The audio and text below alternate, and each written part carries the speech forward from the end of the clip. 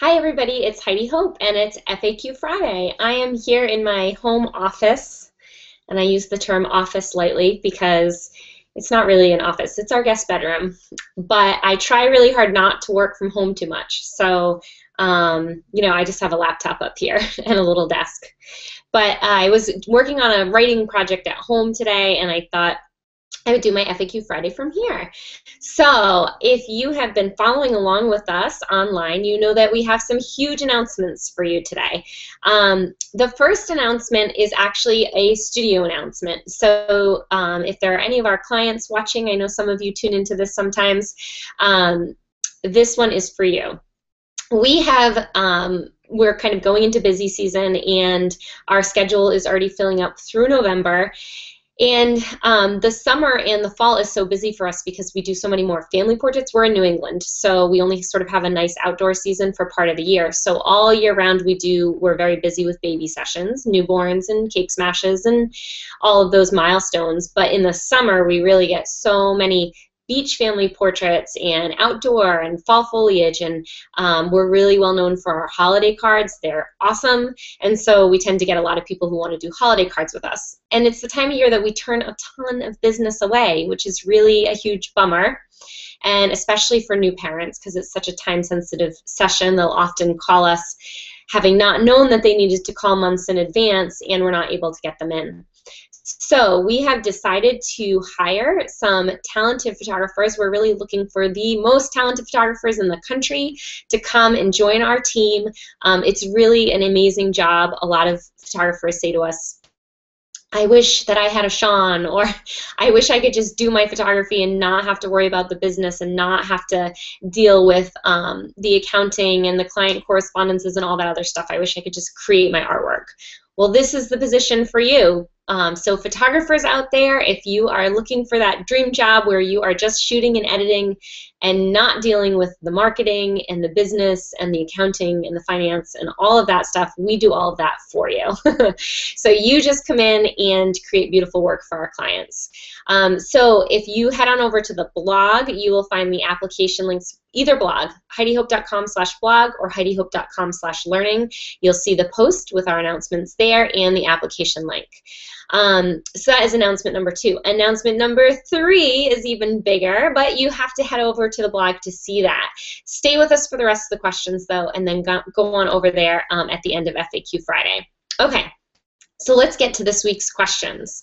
Our first question is from Karen, and she asks, love FAQ Fridays. Thank you for being such an amazing teacher. Thank you, Karen, for the compliment. Okay, here's her question. Can you explain how you handle repeat clients that don't want to spend huge amounts for each session through the year, but they want to come back for several sessions? I have a few really great clients that have asked me about frequent flyer plans, and I have no idea what to do about this.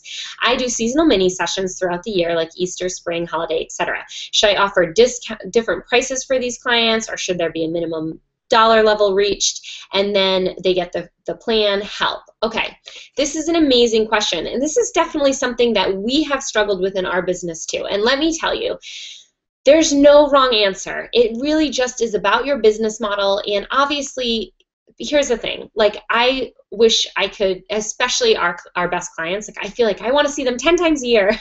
I wish they could come all the time.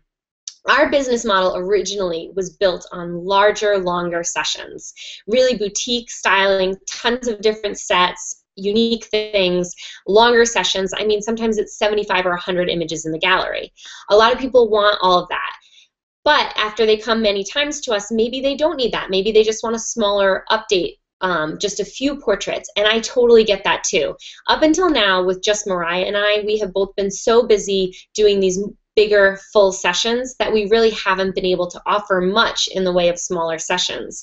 But I see the need for it, and we're growing our business. Actually, that's part of our announcements today. We're sort of growing our business so we can accommodate maybe smaller sessions where they just want one look, or they just want like a lifestyle session. They don't need really elaborate sets.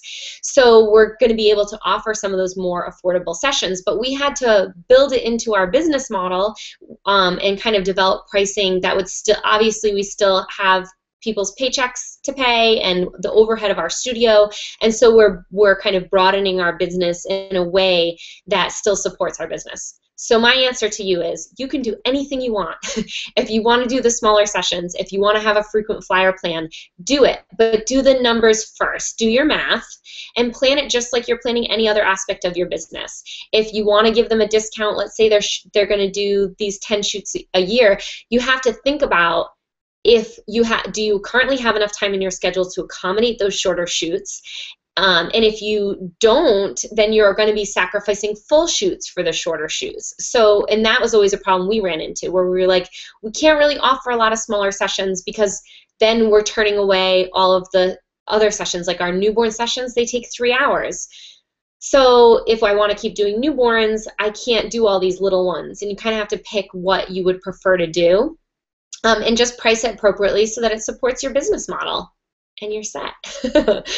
I know, it's not an easy answer because really there are so many answers. There's no wrong way of doing it. Just do your numbers and your math and you're going to be all set. Do what you want to do what your clients want to, make them happy, make you happy, right? Okay, great question, Karen. Thank you. Venus asks, when you're shooting your beach sessions, do you use a reflector, and are you shooting midday or what time? My water's always blown out when I expose for their faces. Also, are your monitors calibrated? Okay, so first, the beach. We are open Monday through Friday, 9 to 5, although we're going to start maybe doing some Saturdays for the holiday season.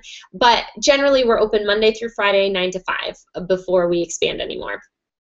So all of our sessions are photographed. They're not during sunrise and sunset, although that is beautiful light, and that is what I recommend you do. I mean, if you don't have any time limits, go out near sunrise and sunset. That's going to be your most beautiful light on the beach. If you're in our situation where sometimes you have somebody scheduled at noon at the studio and then we just kind of go outside to the beach in addition to the studio, then we're limited at what time we can go out there. So we kind of fight the light. Like, we have just learned to shoot in really harsh lighting conditions. Sometimes the water is blown out if it's a bright day.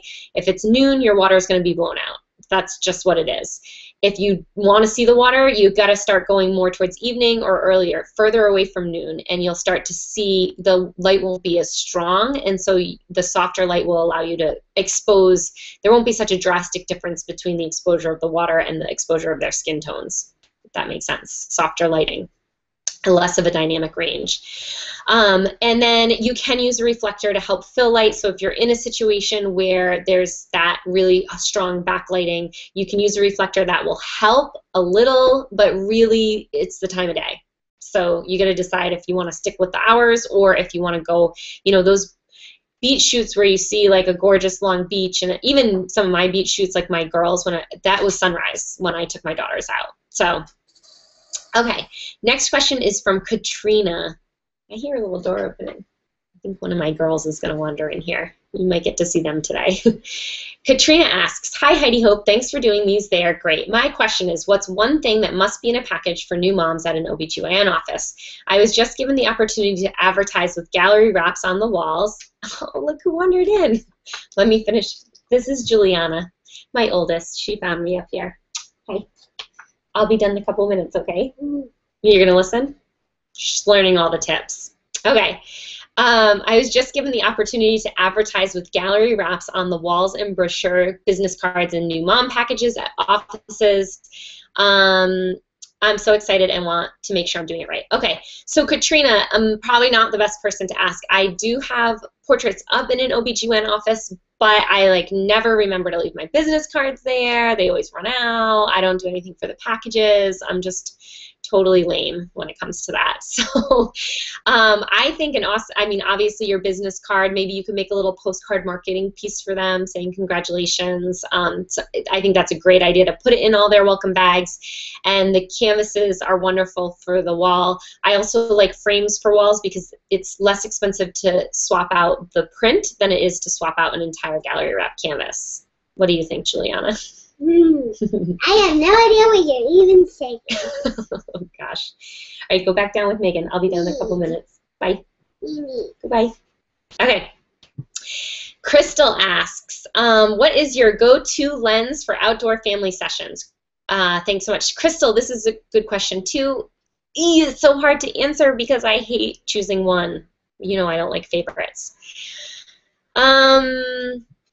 85, I guess, would just be well, I do my 85 and my 35 is usually what I shoot outdoors for families, so I've got a telephoto and a wide angle. But if I didn't have the 85-35, I kind of like the 70 to 200 again, and then you've got a range, like a zoom lens. I guess if you could only have one lens outdoors, maybe I would go 70 to 200, and that's a nice range for that.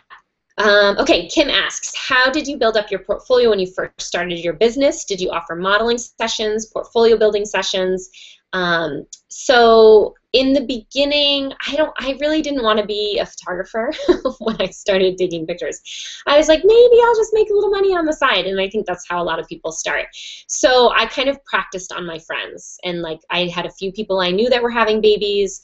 And I offered to do a session, and then I put that stuff right on my website. That was it. That once it was up, I really started getting paying clients like right away. But I was a photography teacher for a while, so I sort of knew what I was doing going in. You know, obviously my work has drastically changed as I've gained experience in the past 5 years. But really, I just put my work out there the way that it was, right on my portfolio. And then as I really had paying sessions, and then my work got better with them. I would put that up. I think my advice to new photographers is to kind of plan your business first, get your pricing set first, and then if you feel that you're not getting paying clients at that price level without a strong portfolio, that you could then discount from that price list, but always show people that price list so that if they ever want to book you again, or if they refer you to their friends, that they know the value of your work that you're doing for them. And of course, always have contracts in place, even for portfolio building sessions. Okay, Katie asks, when you're feeling burnt out, what do you find helps? You can't just stop working because you're supporting your family. What are your best burnout cures for photographers? So true, Katie. This is what is so hard. If you know, when photography is a hobby, it's all fun, and then all of a sudden, when it's your source of your livelihood, yeah, you're shooting to pay the bills, and when you're totally burnt out, you can't just throw in the towel. Like, you have to show up to that next shoot at 9 a.m. the next day. And a lot of times, I mean, there were times when I was shooting up to 10 sessions a week, which is crazy. It's just crazy. But, you know, I had to do it because our pricing wasn't correct for our business model. So, burnout tips. 1, try to do a creative shoot for yourself. Even if you're totally sick of, you never want to see your camera again, try to bring out your camera and remember why you fell in love with photography in the first place. So I usually did these with my daughters, and at the time, really, when I really got burnt out, I only had one daughter, and so I would bring Juliana out and I would just do a creative shoot. That was her right there that you just saw. I would do a creative shoot with her. I would not worry about the outcomes. I wouldn't think about blogging it. I would not pay attention. Like, I was just experimenting, having fun, and like photographing for the love of photography. That's one thing. Another thing, try to schedule a day off for yourself where you really just rest. Another thing, set business hours that you stick to. So I was just saying about my office, how I kind of, for a while, I actually left everything at my studio. And if you don't have a studio, you can leave it in your home office.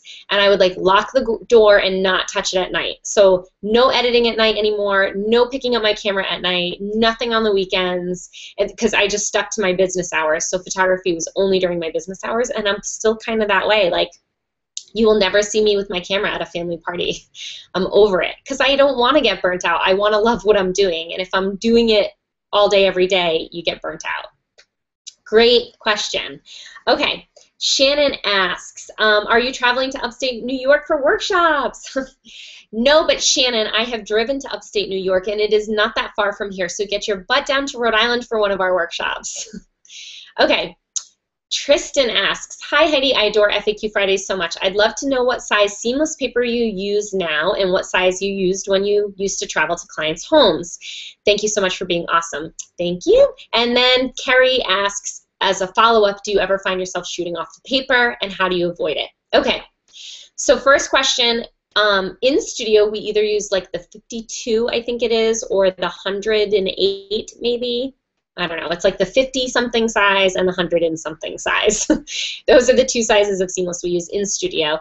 I usually use the smaller size for one child and the bigger size for a family or like a twin cake smash or something that's bigger when they're moving around. If it's on the smaller size, yes, they do sometimes run off the paper, move off the paper, whatever. So I tend to really only use the seamless for cake smashes. We do sometimes have to Photoshop that out. But if I'm using the smaller roll, I'll usually shoot in portrait orientation, so vertical shots basically, to keep from having too much that I have to paint in on the sides. And when I was traveling to clients' houses, I only used the 50. I don't think you can fit the 100 in a car, really. It's kind of ridiculous. I mean, maybe in my Jeep I could, but no, I never brought that to clients' houses. Just the small size for clients' homes. Okay. Lori asks, I'm still struggling a bit with skin tone. I'm certain my eyes play tricks on me. I think I have it perfect, and then when I look an hour later, it may be green or pink. Maybe I need my eyes calibrated. I'm not sure you've discussed this at some point, but can you put me in the right direction? Skin tones are so difficult. Like, I look back at my old work and I'm like, ooh, everything looks so blue and cyan. It's like I edit so much warmer now, I guess. And it's really just one of the only tricks that I can say. You can use a white balance card, but you're shooting natural light indoors and outdoors. The light's always changing, so I really don't bother. I think those work great for studio lights, but when you're outside and a cloud goes by, the light turns blue and the sun comes out and the light gets yellow, and it's constantly changing. So I really I'm not custom white balancing when I'm shooting natural light. So when I'm in post-processing, I do any color correction in Camera Raw, or if you have Lightroom, you could do it in Lightroom. And my trick is that I'll do something, like let's say I warm it up, and then I'll just switch back and forth between how it was and the edit, how it was and the edit. And I can just kind of sense like, oh yeah, usually I'm like, whoa, what a big difference. That totally needed to be warmed up. So I just kind of play with those color sliders until it looks good. And I just use the rule opposites. Like if it's too blue, add yellow. If it's too magenta, add green. So I hope that helps you. Okay, Daphne asks, she's struggling with how to sell small 8x10 prints and smaller to the clients. I've asked many photographers the same question, and there's lots of different suggestions. I sell everything a la carte. My goal is not to sell gift prints, but to sell large wall art. But clients also need small prints, so if a client wants 8 small prints to give to family, or if they want them all, it gets to be really expensive for them at the a la carte pricing. Do you give a discount on duplicate small prints, or group 8 or more in the same image in a package and give a discount, or do you have a preset 2, 3, or 4 pose package? What are you doing that makes it a win for you and a win for the client when it comes to small prints? We're in the same boat. We sell a ton of wall art. We have packages that combine wall art and digitals. So if somebody wants 10 8x10s, we encourage them to just buy the digital. I don't know if you sell digitals or not, and you don't.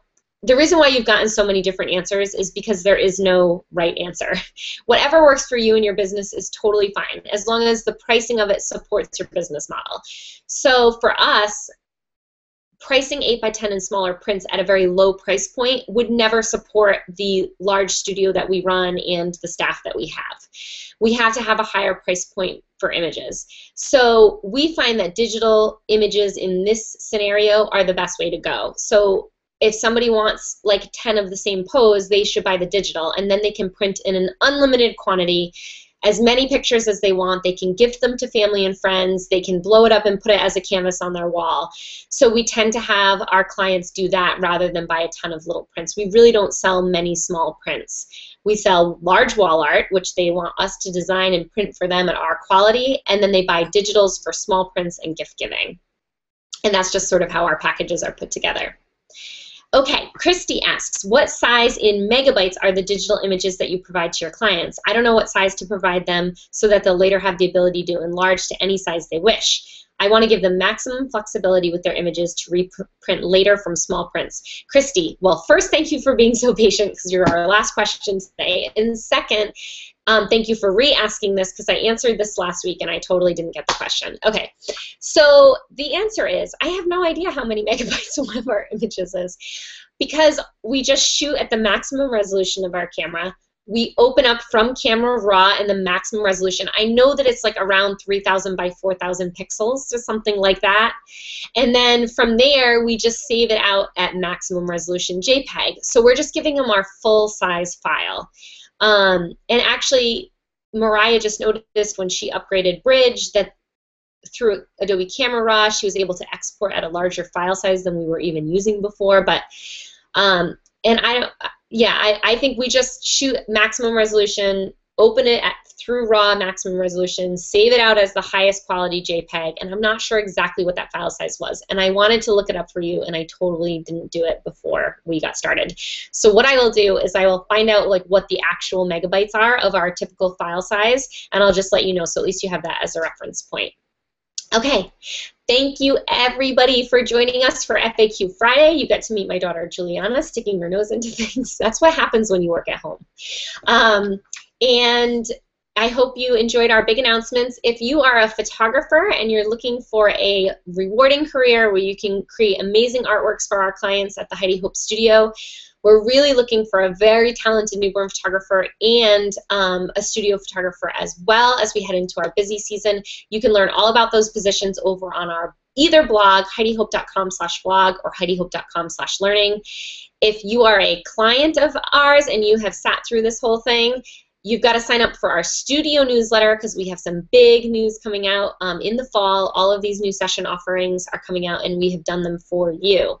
And I think that's it. Just don't forget the last announcement because it's not my news to share, but it is over on the blog, and it's pretty exciting. So get over there, and happy weekend, everybody. Bye.